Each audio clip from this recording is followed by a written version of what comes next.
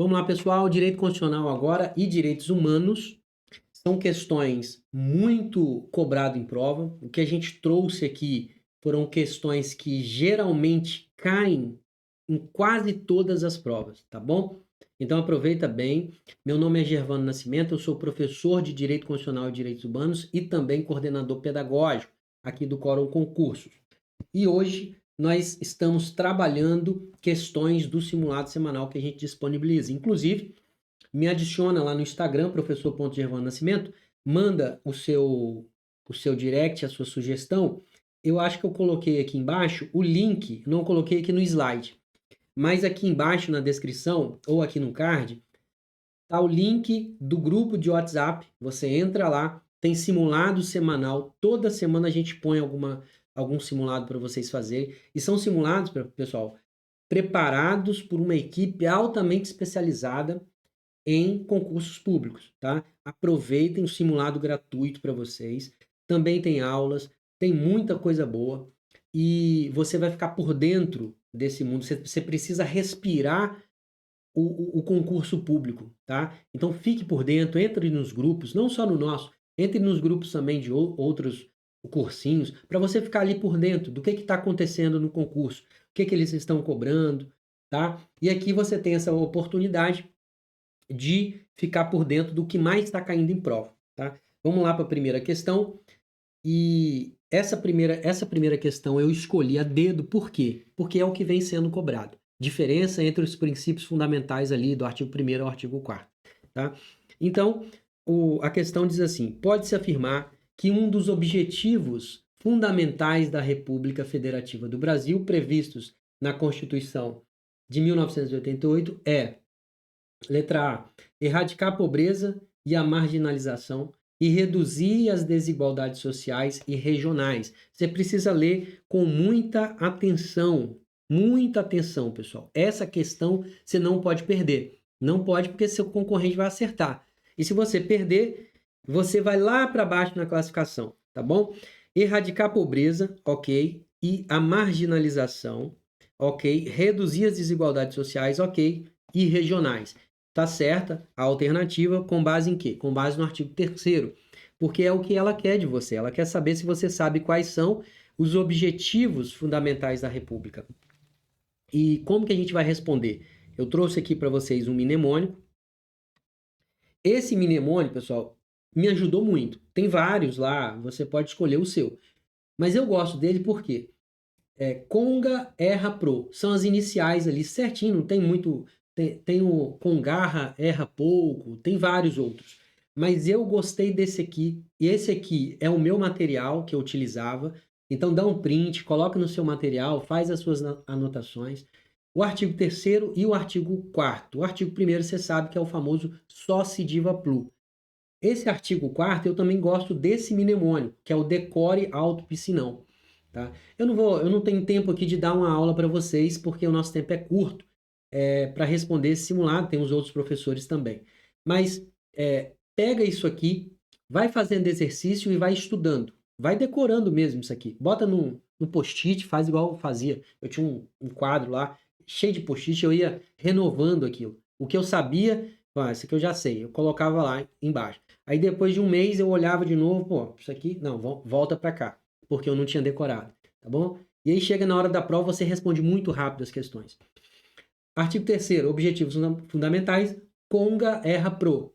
Artigo 4º, são os princípios que regem o Brasil nas relações internacionais, decore, auto, piscinão. Decore, auto, piscinão. Vai te ajudar muito a responder muitas questões de prova só com esses mnemônicos. Então, o nosso gabarito aqui é a letra A. Vamos ver quais são as outras alternativas? Promover a extinção da inflação dos alimentos. Isso aqui não tem nada a ver, tá? Porque ele já pede para você aqui, ó, objetivos fundamentais, tá bom? Então não tem nada a ver. Balancear o volume de exportações e importações de produtos industriais. Também não tem nada a ver. Deve ter alguma coisa lá a ver com Fome Zero, programa Fome Zero. Promover o desenvolvimento intelectual dos seus agentes públicos também não tem nada a ver. Garantir a independência nacional. Aqui ele está querendo te confundir com o quê? Com o artigo 4º. Independência nacional É um princípio que rege o Brasil nas relações internacionais, tá? Querendo aqui Então, não tem nada a ver, porque não é um objetivo fundamental, tá bom? Vamos para outra questão. Questão 2. No seu simulado, deve ser a questão 10, mas só olha o inicial aqui. Vamos lá. De acordo com a Constituição, a República Federativa do Brasil rege-se nas suas relações internacionais por princípios, tá vendo? Agora é o artigo 4º. Pessoal, isso não cai, isso despenca em prova, tá? Então, estou chamando a atenção de vocês aqui para estudar. Pega esse mnemônico meu aqui, se você gostou, manda um direct para mim que eu te mando também um material que eu tenho a respeito disso, tá bom? Tá lá, escreve lá,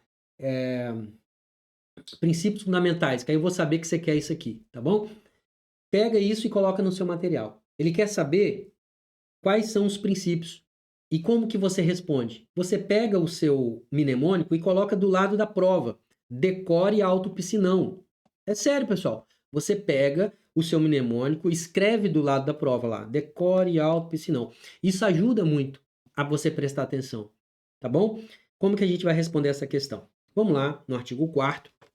E vamos ler os itens. Isso aqui é uma questão que cansa o aluno. E se tiver lá no final, então, acabou. A probabilidade de você perder a questão é muito grande. Então, muita atenção. Você precisa saber bem desses artigos para você não perder uma questão dessa. Tá bom? Letra A. A independência nacional, ó, ele tá pedindo, então, de acordo com a Constituição, quais são os princípios que regem o Brasil nas relações internacionais. Independência nacional, ok, tá aqui. Prevalência dos direitos humanos, ok, tá aqui. Defesa da guerra, pessoal, não tem nem como, né? Errar. Defesa da paz. Solução reativa, olha só. Reativa dos conflitos e repúdio ao terrorismo e ao racismo. É solução pacífica, né, pessoal? Tá aqui, ó, solução pacífica dos conflitos, tá bem? Então, tá errada a questão. Letra B, independência nacional, ok. Prevalência dos direitos sociais, ó, pegadinha também. O que ele está dizendo aqui? Prevalência dos direitos humanos. Sempre cai essa pegadinha, tá bem? Autodeterminação dos povos, tá certo? E intervenção por necessidade, defesa de guerra, nada a ver. É a não intervenção, também é uma pegadinha que costuma cair, tá bem? Tá errado, então vamos para outra. Letra C, que é o nosso gabarito. Independência nacional, ok. Prevalência dos direitos humanos, ok. Autodeterminação dos povos, ok. Igualdade entre os estados, ok. Sempre cai desigualdade entre os estados. Aí na hora que você está respondendo rápido, você passa despercebido e erra a questão. Defesa da paz, ok. Solução pacífica dos conflitos e repúdio ao terrorismo e ao racismo, ok? É o nosso gabarito. Nosso gabarito está aqui, letra C. A letra D. Independência nacional, prevalência dos direitos humanos, isolamento cultural dos povos. Não, pessoal. Aqui é o famoso PESC, que é um outro mnemônico que ajuda muita gente, ó, que é a integração. Aqui a gente fala de integração dos povos da América Latina, visando a formação de uma comunidade latino-americana de nações. Em outro bloco, uma matéria, em outro simulado, eu posso trabalhar esse parágrafo único também que tem caído. Tá bem? Então, tá errado. Nossa letra E também tá errada, porque aqui ele colocou separação de poderes, que é um princípio muito importante, só que está lá no artigo 2º. Vamos para a questão 3, que é a última questão de direito constitucional. São fundamentos da República Federativa do Brasil, exceto. A sua questão começa aqui, ó. E quando ele fala exceto, na hora que você está fazendo a questão, e você está fazendo um monte de questão, matemática, raciocínio lógico, que eu falo que é ilógico, porque aquelas coisas lá que o Fábio faz é ilógico, né? Aquela tabela da verdade. E quando você está fazendo a questão, você português, raciocínio, aí você chega em direito. Aí sua mente está bugada. Você passa muito rápido pela questão e você erra isso aqui, ó. Então, tá exceto, tá incorreto, você já circula, tá? Então, o que ele está querendo? São fundamentos, exceto. Significa que todos aqui são fundamentos da República, salvo um que está em alguma alternativa que a gente vai identificar agora. Aqui, com o famoso Sóci Diva Plu, você já responde tudo. Sóci Diva Plu. Sóci Diva Plu. Sóci Diva Plu. Plu tá aqui. Soberania, dignidade da pessoa humana, valores sociais do trabalho e da livre iniciativa, tá correto. Prevalência dos direitos humanos. Tá vendo que a pegadinha tá aqui? Ó, prevalência dos direitos humanos. Onde é que está a prevalência dos direitos humanos? Você vai lá e ele é o quê? Ele é um princípio que rege o Brasil nas suas relações internacionais e não é um fundamento, tá bom? Fundamento, pluralismo político é um fundamento. O famoso Sócio Diva Plu. Então, vamos para responder, vamos aproveitar aqui, a gente já passa direto, vamos responder as questões de direitos.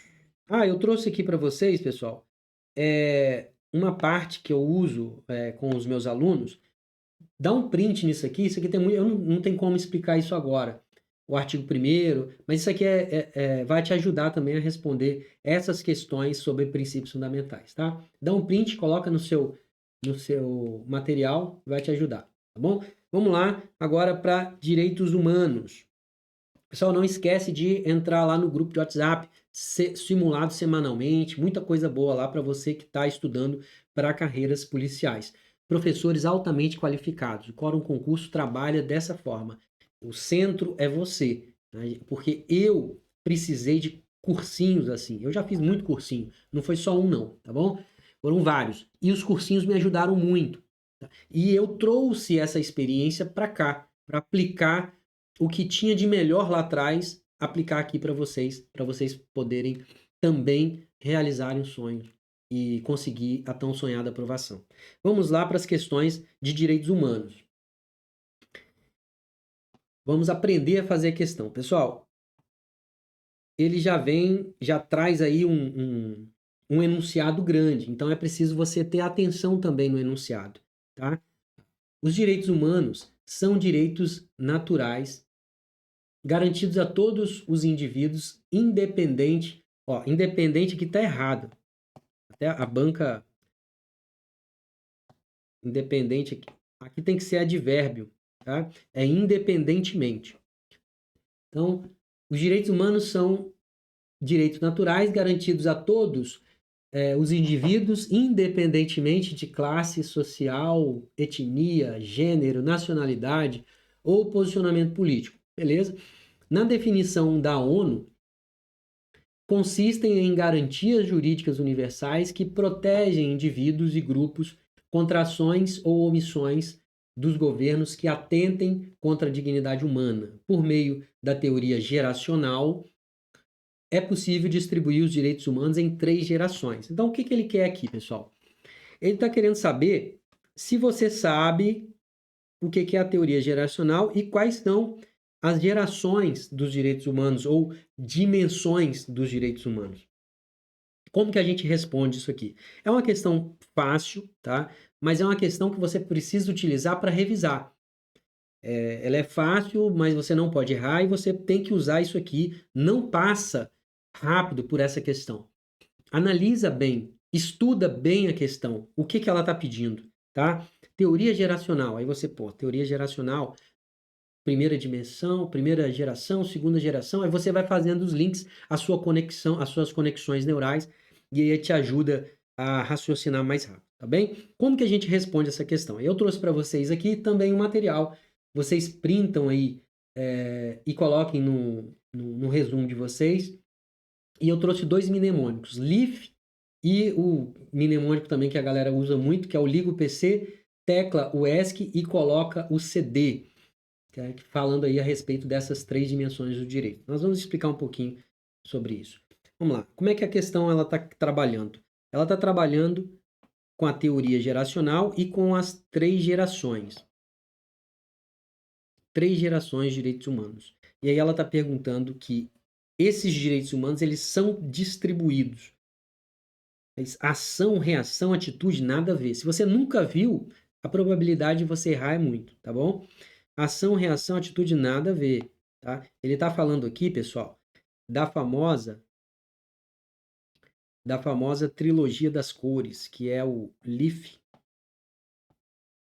que são os lemas da Revolução Francesa, tá? É o famoso LIF, Liberdade, Igualdade e Fraternidade, trilogia das cores. Inclusive tem um filme muito bom para quem gosta de cinema sobre isso, a trilogia das cores. Então, é o famoso LIF, Liberdade, Igualdade e Fraternidade, é a nossa letra D. Como é que a gente responde essa questão? Primeiro, teoria geracional. Aí a gente vai lá no Karel Vazak, que foi o camarada ali que idealizou tudo isso. A teoria geracional foi idealizada por um camarada chamado Karel Vazak, em 1979. Tá? O que ele fez? Ele propôs ali uma classificação dos direitos humanos em gerações, né, inspiradas ali nos ideais da Revolução Francesa, tá bom?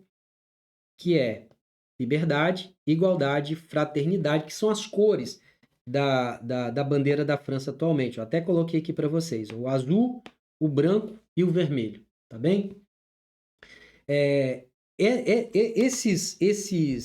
Esses ideais, eles representam a evolução dos direitos humanos. O que ele quis dizer? Ele quis mostrar como que se deu esse processo evolutivo dos direitos humanos ao longo da história. Foi isso que ele fez.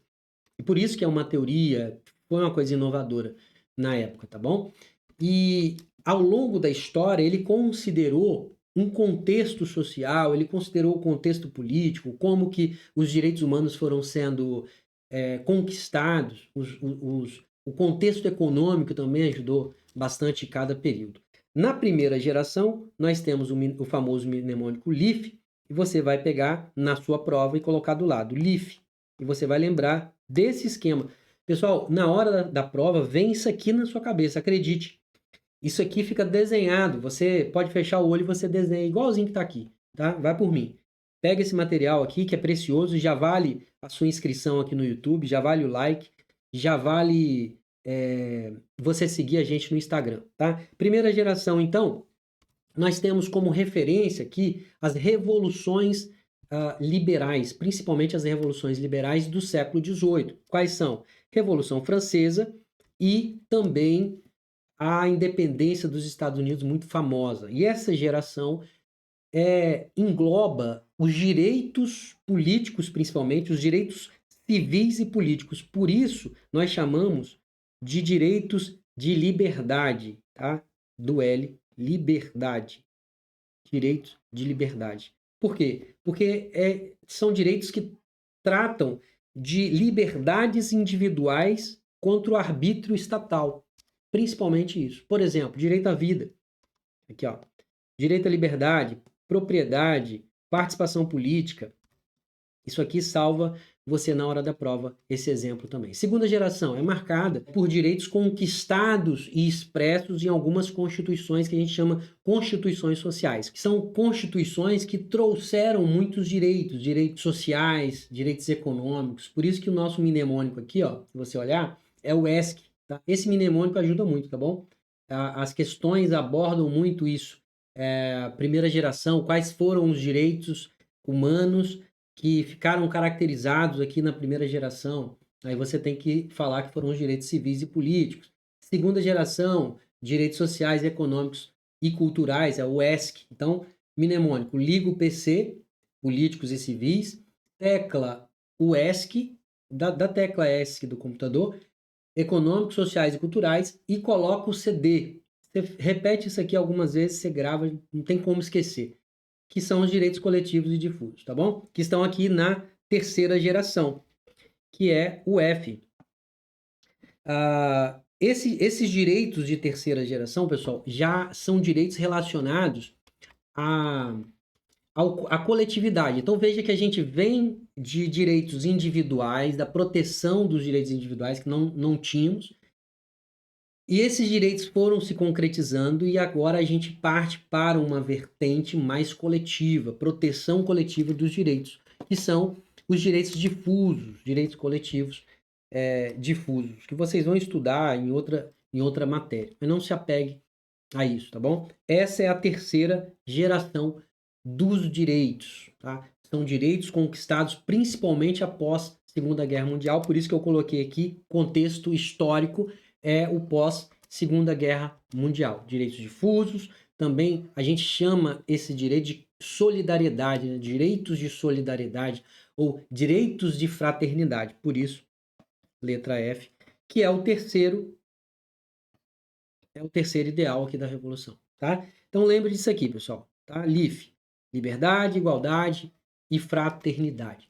São direitos, então, voltados à proteção dos direitos mais difusos ou direitos coletivos. Lembra de direitos coletivos que já vai te ajudar muito, tá bom?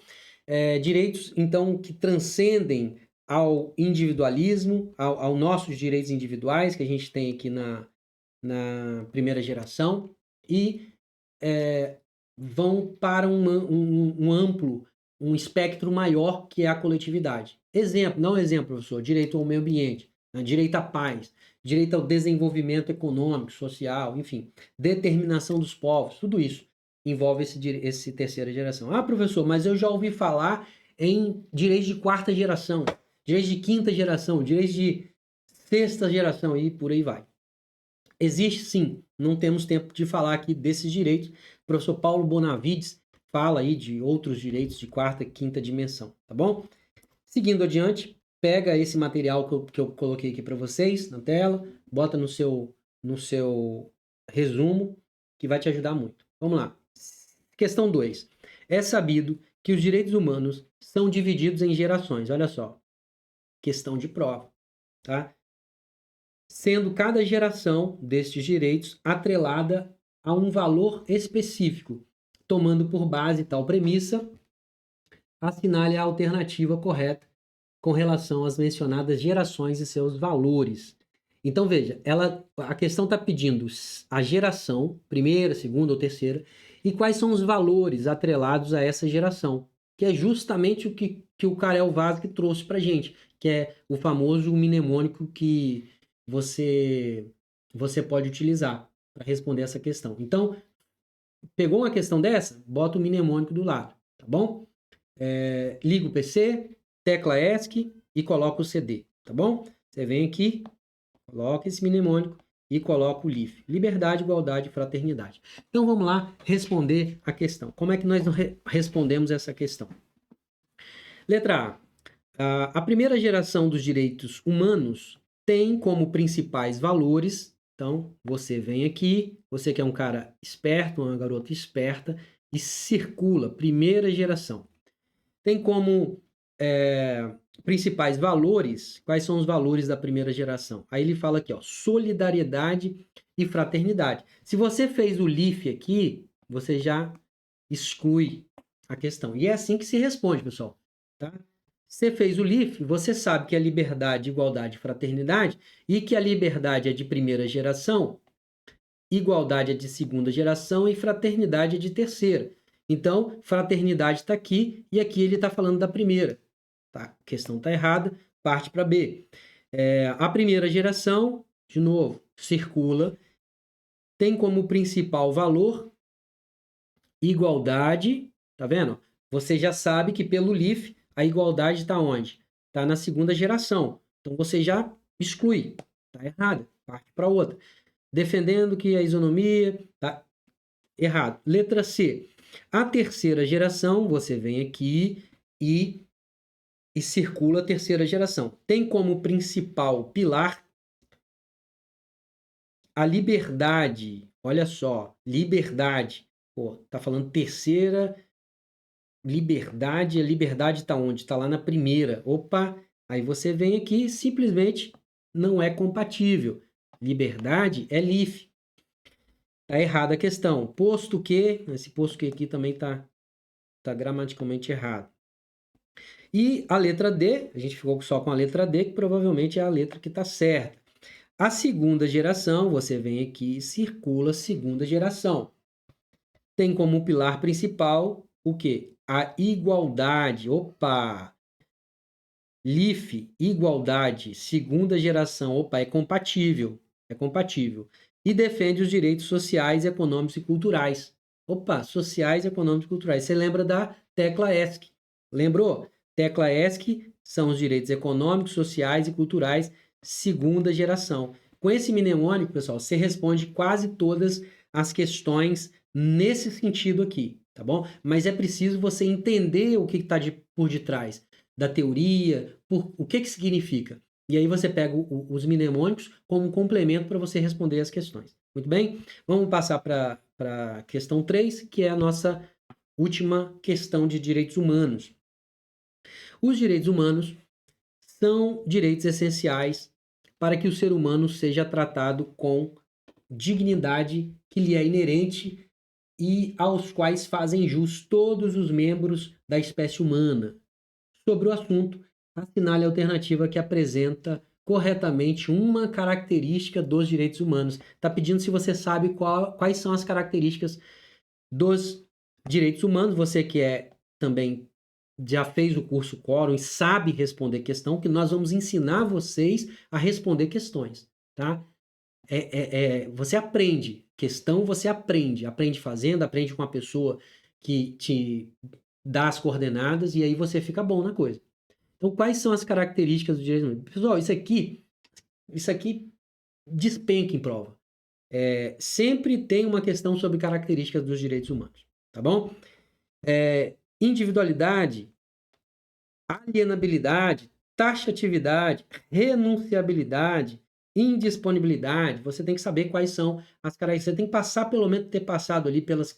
É uma questão fácil, não é uma questão difícil. Como é que a gente responde? Eu trouxe para vocês aqui também, dá um print, copia. Quais são as principais? Tem várias características dos direitos humanos, mas essa aqui são as principais. Historicidade. Né?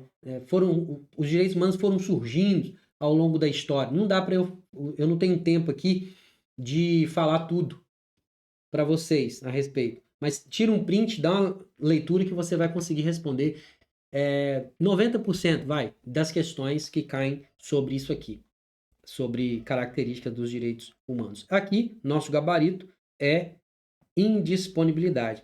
Ele não é individualidade. Por que não é individualidade? Direitos humanos não é uma característica a individualidade. Né? Na verdade, nós temos irrenunciabilidade, indivisibilidade, por isso que ele traz esse jogo de palavras. Tá? Universalidade, eles são inerentes a todos os seres humanos, não é uma pessoa só. Tá? Alienabilidade, não, aqui é o contrário, é inalienabilidade, eles são inalienáveis, você não pode vender o direito humano. E aí tem umas questões que a gente pode trabalhar, mas a gente trabalha lá nas nossas aulas. Taxatividade, não, ele não tem um rol taxativo.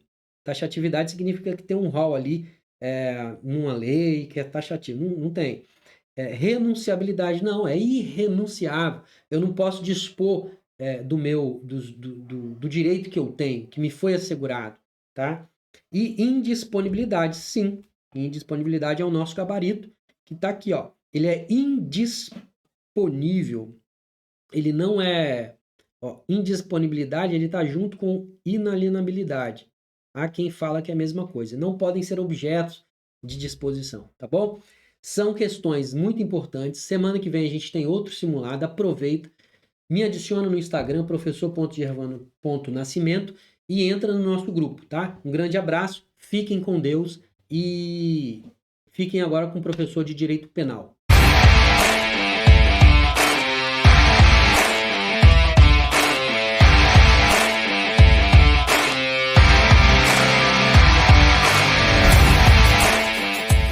Se você, como é um navegante do tempo, está assistindo essa aula do futuro, seja muito bem-vindo ao Quórum Concursos. Meu nome é Rodrigo Peçanha. Nós vamos hoje trabalhar os simulados de direito penal, processual penal e legislação penal especial. Toda sexta-feira, nós disponibilizamos para vocês questões atualizadas ou inéditas ou questões de concursos recentes para a Guarda Civil Municipal, para ajudá-lo nessa caminhada rumo à aprovação. E no sábado, então, nós fazemos a correção e disponibilizamos essa correção item por item, com bastante tranquilidade, sempre que for preciso, analisando a parte teórica, para que você possa aí se preparar da melhor forma possível para o seu concurso público, tudo bem?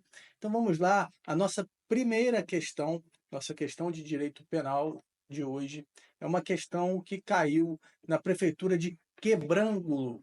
Quebrangulo é um município do Alagoas e, em 2024, a prova da GCM de lá trouxe a seguinte pergunta. O artigo 157 do Código Penal descreve o crime de roubo.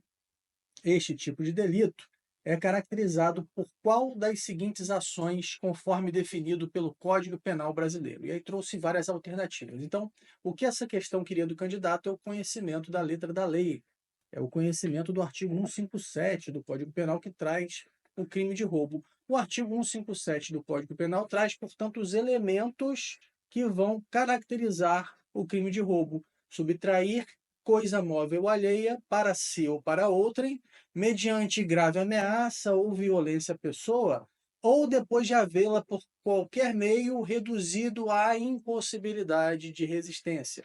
Portanto, o artigo 157, para a configuração do crime de roubo, né, esse roubo simples, esse roubo do caput do artigo 157, exige-se que o agente subtraia coisa alheia móvel para si ou para outra pessoa, e para isso, para realizar essa subtração, que ele utilize violência ou grave ameaça à pessoa, ou por qualquer meio reduza as possibilidades de defesa daquela vítima.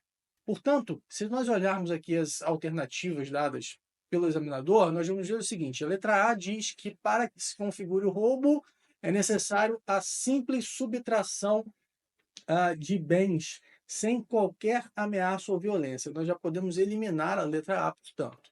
Já vimos ali que o tipo penal do 157 exige que seja efetuada violência ou grave ameaça. B, o uso de violência ou ameaça para subtrair algo de alguém para si ou para outrem. É essa a alternativa correta. Esse é o gabarito da questão. Mas vamos olhar as outras também. Então, a letra C vai dizer que o tipo penal do crime de roubo exige apenas a obtenção da vantagem financeira através de enganos ou fraudes. Não, essa conduta está mais ligada ao crime de estelionato, não é? Então, não tem violência ou grave ameaça que não se configura roubo. E, por fim, a invasão de propriedade privada sem a intenção de furto ou roubo também não seria roubo, porque aqui nós estaríamos diante de um crime de invasão de domicílio. Beleza? Então, fica aí a letra B como gabarito dessa questão. Vamos passar aqui para a nossa segunda questão de direito penal. Agora, a prefeitura de Jeremoabo, na Bahia, uma prova também de 2024, que vai perguntar o seguinte: constranger alguém mediante violência ou grave ameaça e com o intuito, com a intenção de obter para si ou para outrem indevida vantagem econômica, a fazer, tolerar que se faça ou deixar de fazer alguma coisa, consiste no crime de. E aí ele vai dando as alternativas: constrangimento, extorsão, extorsão mediante sequestro, extorsão indireta ou nenhuma das anteriores. Olha, as alternativas A, C e D trazem, respectivamente, os crimes de constrangimento ilegal, extorsão mediante sequestro e extorsão indireta. Vamos analisar aí quais são esses crimes para a gente poder ver se essas condutas se encaixam na descrição lá do enunciado da questão. Então, a gente vai olhar o crime para saber se esse crime se encaixa no que o examinador pediu, que é o enunciado da questão.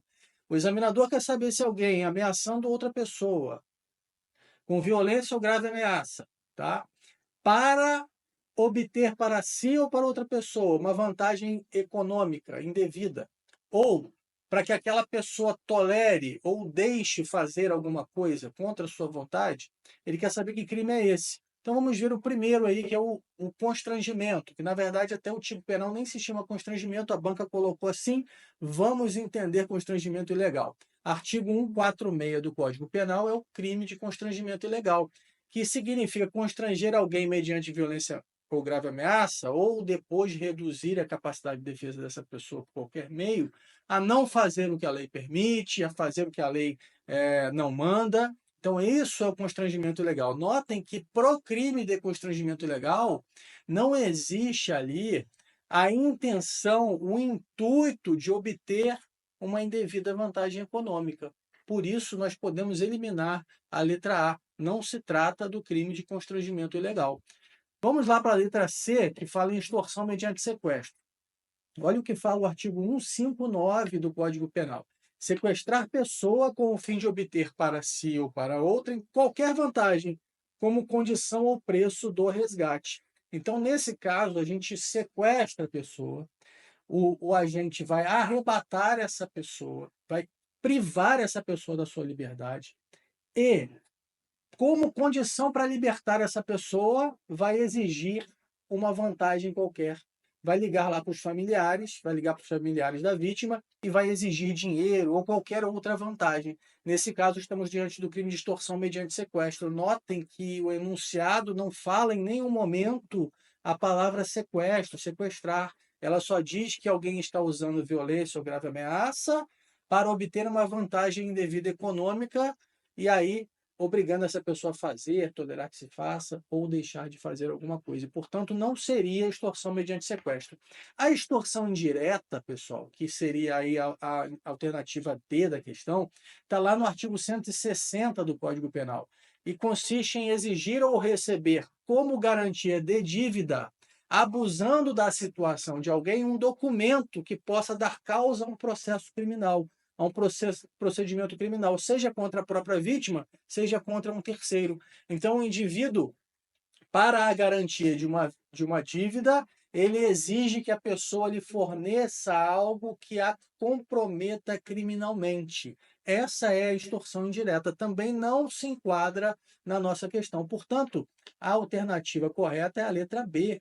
Trata-se do crime de extorsão, que está no artigo 158 do Código Penal, que consiste em constranger alguém mediante violência ou grave ameaça, com o intuito de obter para si ou para outra indevida vantagem econômica, a fazer, tolerar que se faça ou deixar de fazer alguma coisa. O artigo 158 do Código Penal tem exatamente a mesma redação que o examinador usou aí para criar essa questão.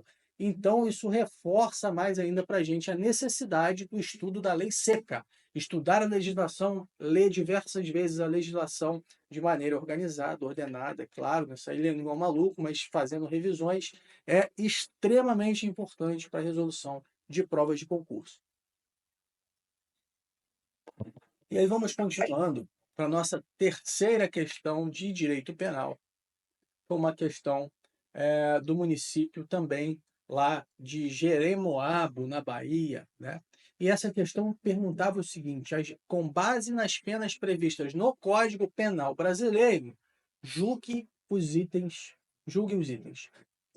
Primeiro item: penas privativas de liberdade. Segundo, penas restritivas de direito. Terceiro, pena de multa.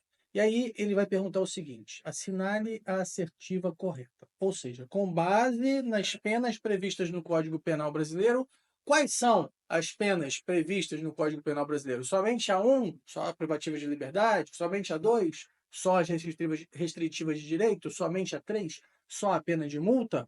Ou a 1, a 2 e a 3 estão corretas, ou ainda a 1, a 2 e a 3 estão incorretas. Para responder essa questão, nós temos que olhar quais são as penas previstas no Código Penal. Nós temos que ir lá no artigo 32 do Código Penal, e lá no artigo 32 você vai ler que as penas são privativas de liberdade, restritivas de direito e de multa. Então, a questão também copiou e colou o artigo 32 do Código Penal e, portanto, a alternativa correta é a letra D, que vai dizer que as primeira, segunda e terceira alternativas estão corretas. Beleza? Tudo bem até aqui? Vamos continuar, vamos avançar agora e vamos entrar na legislação penal especial. Prefeitura de São José dos Campos, um belíssimo município de São Paulo, que trouxe em 2024 uma prova até com um grau de dificuldade bastante elevado, uma prova preparada pela Fundação Getúlio Vargas, pela FGV, mas com questões bem bacanas. E a primeira delas que nós vamos analisar, ligadas à legislação penal especial, é a seguinte: olha, as condutas a seguir são tipificadas como crime na lei de abuso de autoridade, à exceção de uma. Então, ele vai trazer para mim 5 alternativas, e dentre essas 5 alternativas, apenas uma delas não estará prevista como crime na lei da lei de abuso de autoridade. Tudo bem? apenas uma delas não estará prevista na lei do crime de abuso de autoridade. A lei do crime de abuso, a lei que trata o crime de abuso de autoridade, a lei de abuso de autoridade, é a 13.869 de 2019. E aí nós temos que olhar lá quais seriam, né, as alternativas para sabermos se esses crimes estão ou não previstos. Olha, vamos lá primeiro para a letra A. Letra A. A letra A vai dizer: constranger preso ou detento, mediante violência, grave ameaça ou redução de sua capacidade de resistência, a submeter-se a situação vexatória ou a constrangimento não autorizado em lei.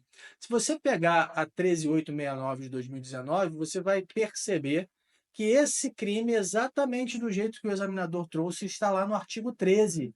Então, a lei de abuso de autoridade, no seu artigo 13, vai prever exatamente como crime essa conduta de constranger o preso ou detento com violência ou grave ameaça, ou reduzindo sua capacidade de resistência, a submeter-se a uma situação vexatória ou a um constrangimento que não esteja autorizado em lei. Portanto, como a questão pede para que nós marquemos a alternativa que não está na lei de abuso de autoridade, não vai ser a letra A. É importante ler a questão com atenção, né? Com bastante calma, ler até 2 vezes para você poder perceber essas situações. Se você ler rápido, você não entende que o examinador está pedindo a alternativa ali falsa, né? A que não está na lei de abuso de autoridade. E aí você lê logo a primeira, você estudou a lei de abuso de autoridade, você fala, isso aqui está no artigo 13, e já marca ela, vai errar a questão. Então, vamos dar uma olhada agora na segunda. Constranger a depor sobre a ameaça de prisão pessoa que, em razão de função, ministério, ofício ou profissão, deva guardar segredo ou resguardar sigilo. Esta alternativa também está na Lei de Abuso de Autoridade, está lá no artigo 15 da Lei de Abuso de Autoridade, traz esse tipo penal aí, esse crime. Portanto, não é também a letra B de bola. Agora vamos para C. Deixar de identificar-se ou identificar-se falsamente ao preso por ocasião de sua captura, ou quando deva fazê-lo durante sua detenção ou prisão. Está lá também na Lei de Abuso de Autoridade, esse é o artigo 16 da Lei 13.869 de 2019. Portanto, não achamos até agora a alternativa correta. Mas quando a gente lê a letra D, submeter o preso a interrogatório policial durante o período de repouso noturno, ainda na hipótese de ter sido capturado em flagrante delito, nós não encontramos esse texto na lei de abuso de autoridade. Portanto, esta alternativa, a alternativa D, é o gabarito, ela não está presente na lei de abuso de autoridade. Mas vamos dar uma olhada na letra E, só para a gente poder fechar essa questão, e está dizendo o seguinte: antecipar o responsável pelas investigações por meios de comunicação, inclusive rede social, a atribuição de culpa antes de concluídas as apurações e formalizada a acusação. Está lá no artigo 38 da lei de abuso de autoridade. Então, nós matamos mais essa questão. Vamos agora para a nossa segunda questão de legislação penal especial, também da FGV, também de São José dos Campos, que vai perguntar para a gente assim: Pedro, de forma livre e consciente, transportava arma de fogo com acessório ou munição de uso permitido, sem autorização e em desacordo com determinação legal ou regulamentar. Então, Pedro estava transportando conscientemente uma arma de fogo de uso permitido, mas ele não tinha autorização ou ele estava agindo em desacordo com uma determinação legal ou regulamentar. Assim agindo, Pedro está em curso nas penas do crime D. E aí ele traz para a gente ali as alternativas: porte ilegal de arma de fogo de uso permitido, posse irregular de arma de fogo de uso permitido, comércio ilegal de arma de fogo, disparo em potencial de arma de fogo, perigo de uso de arma de fogo. Então, nós vamos dar uma olhada aqui na Lei 10.826 de 2003, que é o Estatuto do Desarmamento, e vamos ver que lá no artigo 14 está previsto o crime de porte ilegal de arma de fogo de uso permitido. E está dizendo o seguinte: portar, deter, adquirir, fornecer, receber, ter em depósito, transportar, ceder, ainda que gratuitamente, emprestar, remeter, empregar, manter sob guarda ou ocultar arma de fogo, acessório ou munição de uso permitido, sem autorização ou em desacordo com determinação legal ou regulamentar. Portanto, a conduta de como é que é o nome dele? Pedro. Conduta de Pedro se enquadra exatamente no tipo penal do artigo 14 da 10.826. E o crime que ele cometeu foi porte ilegal de arma de fogo de uso permitido. Como disse para você, está lá no artigo 14 da lei. A alternativa B traz o crime de posse ilegal de arma de fogo, que está no artigo 12 da mesma lei e que tem a ver com o indivíduo ter essa arma de fogo de uso permitido em sua residência, né? Ele não está transportando. Quem transporta a arma, porta a arma. Está portando, está levando consigo para outro local. Portanto, não é a letra B. Comércio ilegal de arma de fogo, pessoal, está no artigo 17 do mesmo Estatuto do Desarmamento e tem a ver com o indivíduo que utiliza aquele armamento com a finalidade comercial, Ele pode adquirir, alugar, receber, transportar, tem vários verbos, são chamados tipos penais de conteúdo múltiplo ou variado, ou de ação múltipla ou variada. Então, qualquer um dos verbos presentes nesse crime que aquele sujeito comete, ele comete o crime, né? O mesmo a gente pode dizer como exemplo do crime de tráfico de drogas, lá do artigo 33 da Lei 11.343 de 2006. Mas aqui, para o nosso exemplo, o comércio ilegal de armas de fogo está previsto no artigo 17 do Estatuto do Desarmamento. O próximo ali fala disparo em potencial de arma de fogo. Esse crime nem existe. O que existe no Estatuto do Armamento é o disparo de arma de fogo. Está lá no artigo 15, que é disparar arma de fogo ou acionar munição em local habitado ou suas dependências, né, ou em via pública, ou em direção à via pública, desde que você não tenha a intenção de praticar um outro crime fazendo isso. Então, se eu atiro em direção à via pública apenas por disparar a arma, apenas para disparar a arma, eu cometo o crime de disparo ilegal de arma de fogo, que seria o artigo 15 do Estatuto do Desarmamento. E já na letra E, que é o tal do perigo de uso de arma de fogo, esse crime não existe no ordenamento jurídico, tá ali só para confundir a cabeça de vocês. Portanto, era preciso que o aluno aqui soubesse que portar arma de fogo é transportar arma de fogo, aí ele identificar que o gabarito é a letra A. Beleza? Vamos para a próxima questão aqui, a nossa terceira questão de legislação penal especial. Vamos falar agora de Lei Maria da Penha. E essa questão foi cobrada na recente prova que aconteceu aqui no município de Vitória, de onde eu falo para vocês hoje, em 2024, com a banca FGV aplicando a prova. E uma das questões de legislação penal especial perguntava o seguinte para o candidato: Joana, casada com Caio há 5 anos, resolveu procurar um advogado para se divorciar, de forma a pôr fim ao vínculo matrimonial, pois em diversas ocasiões Caio praticara, em seu detrimento, condutas caracterizadoras de calúnia, difamação e injúria. Então, Caio cometia contra a sua esposa, Joana, os crimes de calúnia, injúria e difamação. 3 tipos penais diferentes, todos crimes contra a honra. O primeiro deles, de calúnia, consiste em atribuir falsamente uma conduta criminosa a alguém. Então, o cara sabe que a pessoa não cometeu o crime, mas atribui àquela pessoa o cometimento do crime. O crime de difamação significa você violar de alguma forma, proferir palavras, né? Proferir palavras que viole a honra subjetiva dessa pessoa, beleza? Então, a honra dessa pessoa fica afetada pelo crime de difamação. E, por fim, a injúria é proferir ofensas verbais contra aquela pessoa de modo a afetar a sua honra objetiva. Bom, esses crimes, eles podem ser cometidos dentro de um contexto de violência doméstica e familiar contra a mulher.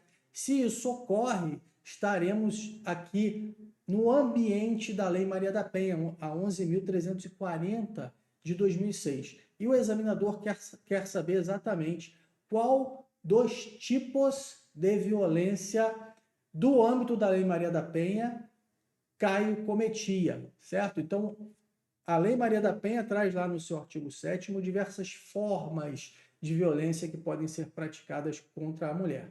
O artigo 5º da mesma Lei Maria da Penha traz as situações que vão definir o contexto da violência doméstica e familiar contra a mulher. Já o artigo 7º traz as espécies, as formas de violência possíveis, num rol, quer dizer, numa lista meramente exemplificativa.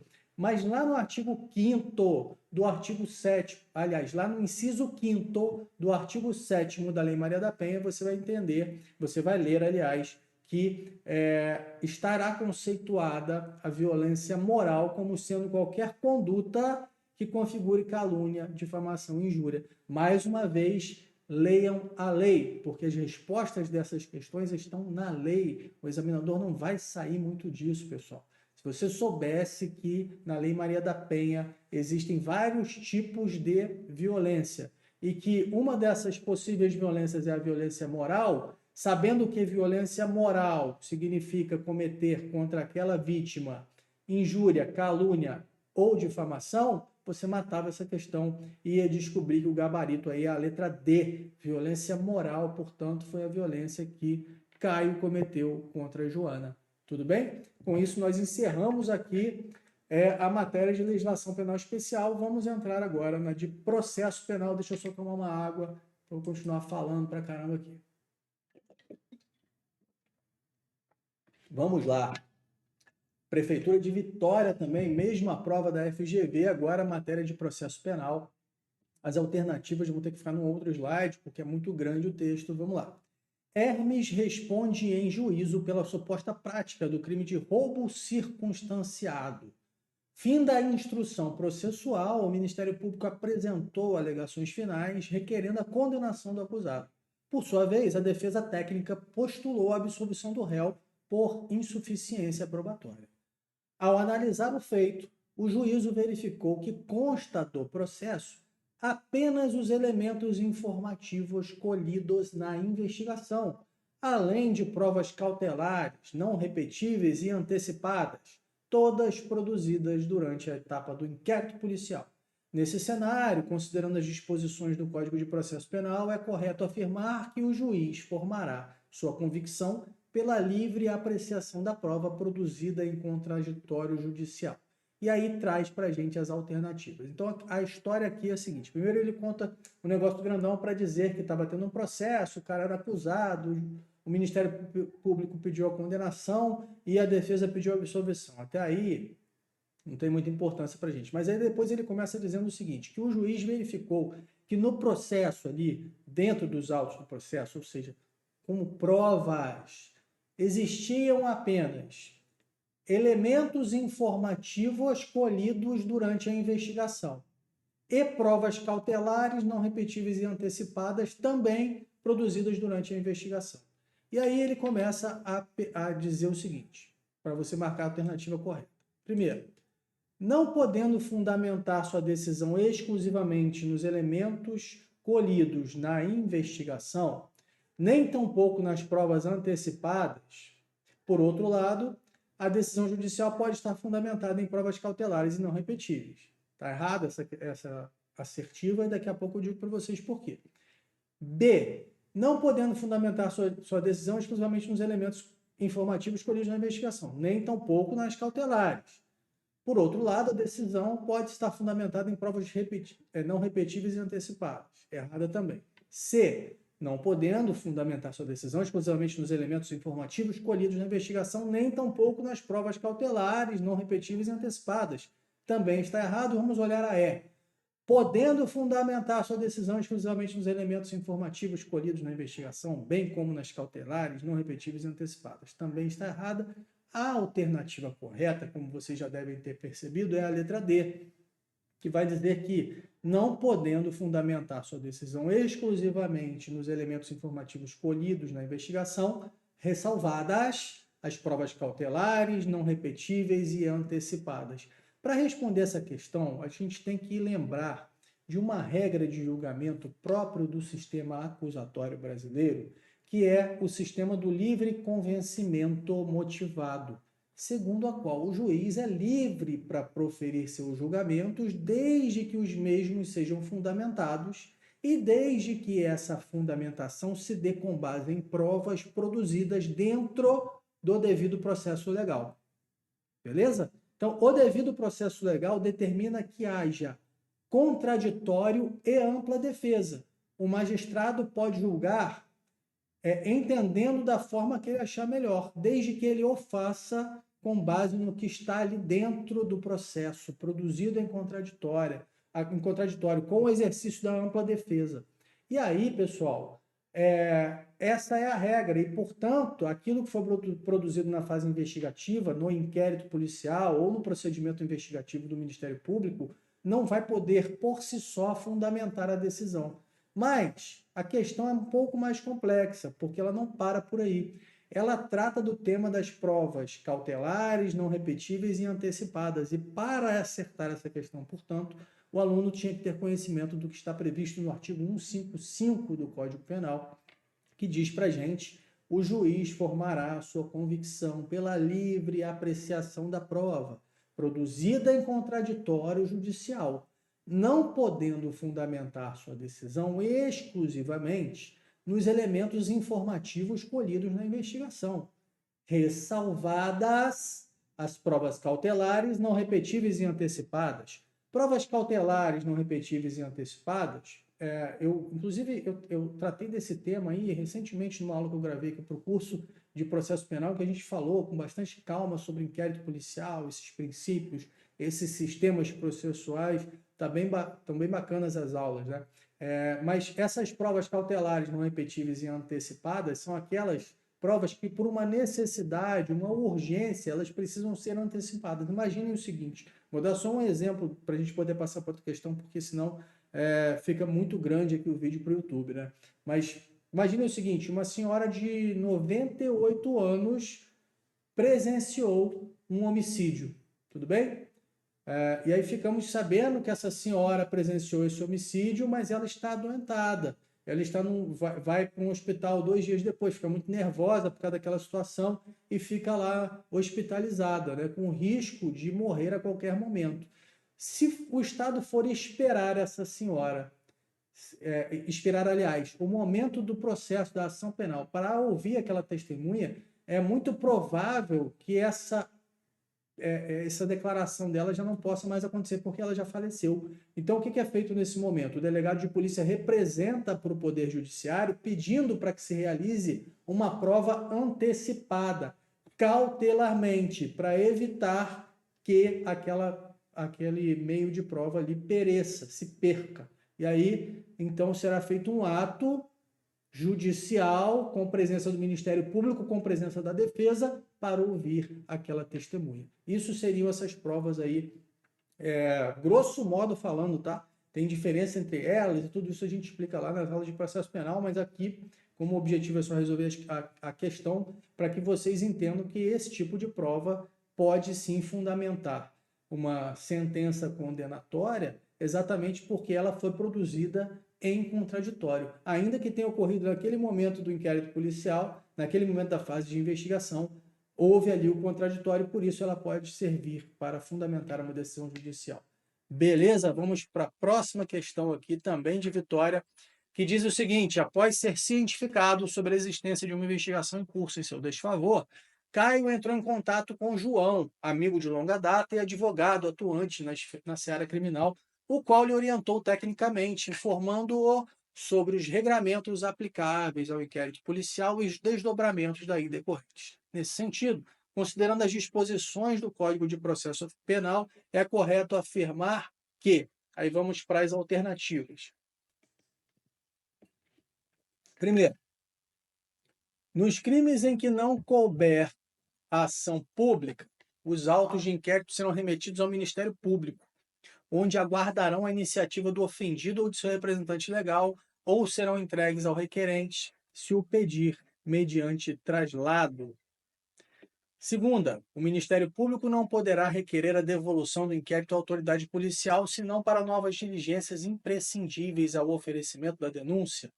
Terceiro, a autoridade policial poderá mandar arquivar autos de inquérito, desde que não haja prova da materialidade delitiva e indícios de autoria. D. Depois de arquivado o inquérito policial por falta de base para denúncia, a autoridade policial somente poderá desarquivá-lo se obtiver novas provas. E, por fim, letra E, a autoridade policial assegurará no inquérito a publicidade inerente aos atos públicos, salvo decisão judicial em contrário. Se a gente analisar os artigos 16 a 20 do Código de Processo Penal, nós conseguimos resolver essa questão. Então, a resposta para essa questão está presente nos artigos 16 a 20. O examinador praticamente copiou e colou esses artigos em forma de alternativas para que vocês analisassem, para ver se vocês sabem ali quais são ali, que a pergunta está querendo saber, né? Quais seriam, né, os regramentos aplicáveis ao inquérito policial.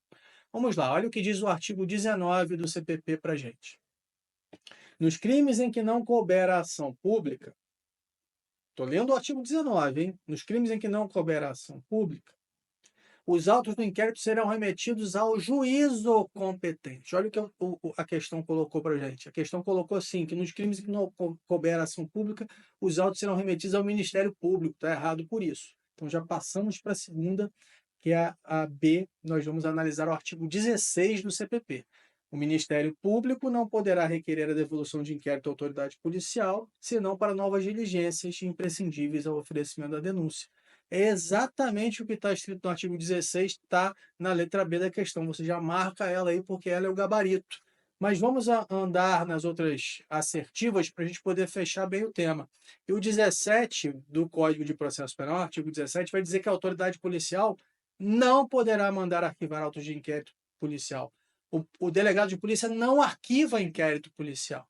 E a assertiva C diz exatamente que o delegado poderá arquivar o inquérito policial desde que não haja prova, não sei o que, não importa. Em qualquer situação, o delegado de polícia não pode arquivar o inquérito policial. Beleza? A letra D está no artigo 18 do CPP, que vai dizer o seguinte: depois de ordenado o arquivamento do inquérito pela autoridade judiciária, por falta de base para denúncia, a autoridade policial poderá proceder a novas pesquisas se de outras provas tiver notícia. E já a questão disse, depois de arquivado o inquérito policial, e não é depois de arquivado, é depois de ordenado o arquivamento do inquérito pelo juiz. E, por fim, a letra E, que está lá no artigo 20 do CPP. O artigo 20 do CPP traz o princípio do sigilo para o inquérito policial. O inquérito policial é sigiloso. Diferentemente dos demais atos do poder público, o inquérito policial é sigiloso. A autoridade assegurará no inquérito o sigilo necessário à elucidação do fato ou exigido pelo interesse da sociedade. Já a prova trouxe para a gente, a autoridade policial assegurará no inquérito publicidade. Está errado por causa disso. Certo? Agora, para a nossa terceira questão de processo penal, vamos que vamos, está terminando, acompanhe aqui comigo. Prefeitura de Rio Verde, Goiás, trouxe em 2024 a seguinte questão: conforme estabelecido pelo artigo 302 do Código de Processo Penal, considera-se em flagrante quem? E aí você tinha que conhecer o artigo 302, né? Porque as alternativas vão dizer o seguinte: é encontrado em até 24 horas após cometer o crime. Isso não está no artigo 302. É encontrado logo depois pelo ofendido pela autoridade policial em situação que faça presumir ser ele o autor da ação penal. Será que tem que ser encontrado pelo ofendido ou pela autoridade policial? Vamos continuar lendo. C, é encontrado logo depois com instrumentos, armas, objetos ou papéis que façam presumir ser ele o autor da infração. E, por fim, uma outra: é encontrado em até 48 horas após acabar de cometer o crime. Durante muito tempo, vigeu aí meio que no imaginário popular, né, a ideia de que está em flagrante é 24 horas, é 48 horas. Olha, a lei não traz prazo. A lei não traz prazo. O artigo 302 do Código de Processo Penal, que é o artigo que prevê as situações de flagrante, não traz prazo nenhum, certo? Ela traz algumas espécies de flagrante. Ele vai dizer lá no artigo 302 que está em flagrante quem está cometendo a infração penal, quem acaba de cometer a infração penal. Agora, quem é perseguido logo após pela autoridade, pelo ofendido, por qualquer pessoa em situação que se faça presumir ser autor da infração penal. E, por fim, que é encontrado logo depois com instrumentos, armas, objetos ou papéis que façam presumir ser ele o autor da infração penal.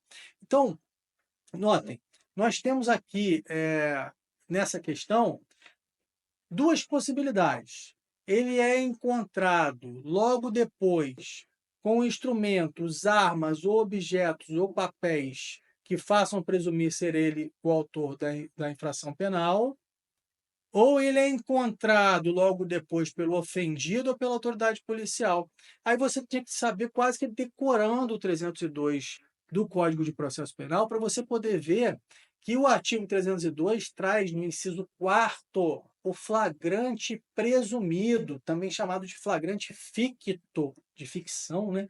Flagrante ficto, presumido, ou também assimilado. Se você ver com esse nome na prova, também se refere ao mesmo instituto. O flagrante presumido, que é o nome mais usual, é o que eu vou usar aqui, flagrante presumido está no inciso 4º do artigo 302.